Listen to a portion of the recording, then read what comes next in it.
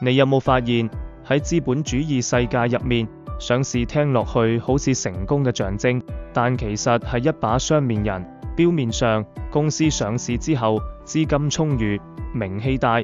員工都覺得前途無量，但背後真正笑嘅其實係資本家，因為上市對佢哋嚟講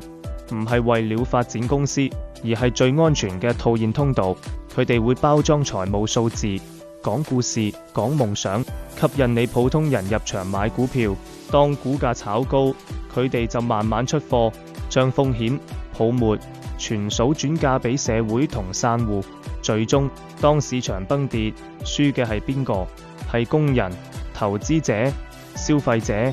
而資本家早就拎住你嘅錢，再去下一間新希望。呢個循環就係資本主義最核心嘅騙局。財富不斷由勞動者流向資本家，所以喺資本主義底下，上市其實係資本家嘅退場儀式，但對普通人嚟講就係入行儀式。